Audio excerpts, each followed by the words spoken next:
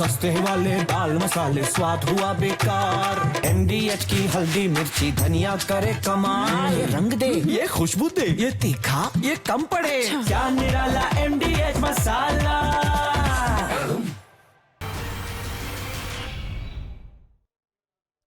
और इस वक्त की एक अहम खबर, व्हाइट हाउस में फिर से हाई वोल्टेज ड्रामा। जी हां, ट्रंप और दक्षिण अफ्रीका के राष्ट्रपति के बीच बहस हो गई। ट्रंप ने नरसंहार के आरोप के बाद तीखी नोकझोंक हुई। ट्रंप ने अफ्रीका में गोरे किसानों के नरसंहार का आरोप लगाया था। दक्षिण अफ्रीकी राष्ट्रपति रामफोसा ने आरोपों से इनकार कर दिया है। और अब आपको हम दो तस्वीरें दिखाएंगे। ये पहला मौका नहीं है जब व्हाइट हाउस पहुंचे किसी देश के राष्ट्राध्यक्ष से ट्रंप की इस तरह से बहस हुई हो। इससे पहले भी जब यूक्रेन के राष्ट्रपति ज़ेलेंस्की व्हाइट हाउस पहुंचे थे तो उनसे भी ट्रंप की जोरदार बहस हुई थी। अब इस बार दक्षिण अफ्रीकी राष्ट्रपति रामफोसा और ट्रंप के बीच तीखी बहस हुई है। ट्रंप ने राष्ट्रपति रामफोसा पर गोरे लोगों के नरसंहार का आरोप लगाया, जिसे उन्होंने खारिज कर दिया, जिसके बाद ट्रंप ने एक वीडियो भी दिखाया।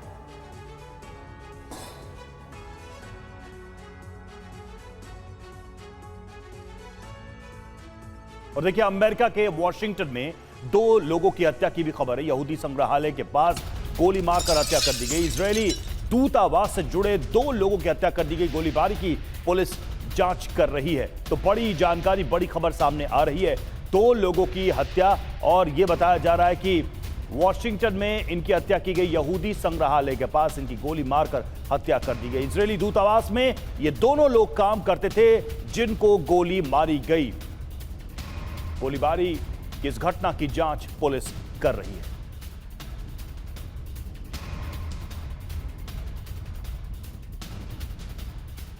तो घटनास्थल की हम तस्वीरें आपको दिखा रहे हैं, जहां पर इन 2 लोगों को गोली मार दी गई। इजरायली दूतावास में ये दोनों काम करते थे, और बताया यह भी जा रहा है कि यहूदी संग्रहालय था और उसी के पास इन दोनों को गोली मारी गई।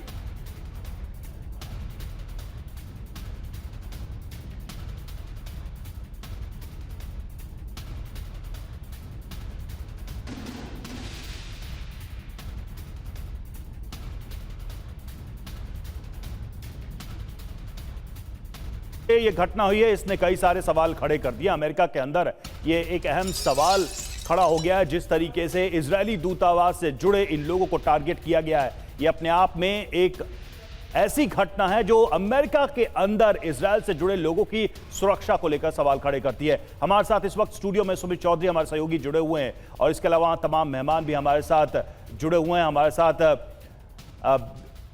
बीके दत्ता सर हमारे साथ डिफेंस एक्सपर्ट जुड़े हुए, डीके पांडे हमारे साथ डिफेंस एक्सपर्ट जुड़े हुए, और अमिताभ सर हमारे साथ इस वक्त जुड़े हुए विदेश मामलों के जानकार। सबसे पहले सुमित के पास हम जाएंगे। सुमित, सबसे पहले तो इस घटना को हम समझने की कोशिश करेंगे। क्या है ये मामला, और क्या ये माना जाए टारगेट किलिंग है?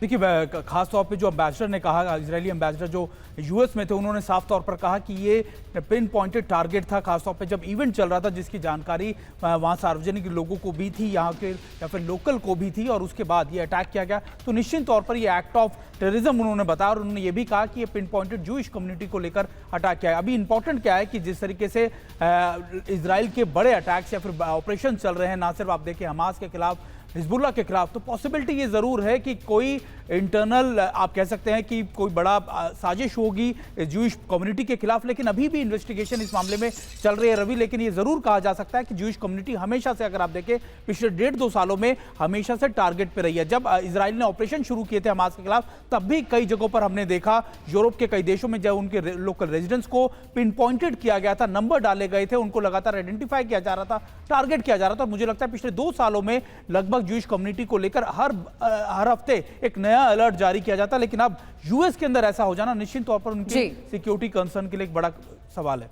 सस्ते वाले दाल मसाले स्वाद हुआ बेकार। MDH की हल्दी मिर्ची धनिया करे कमाल। ये रंग दे, ये खुशबू दे, ये तीखा, ये कम पड़े। क्या निराला MDH मसाला।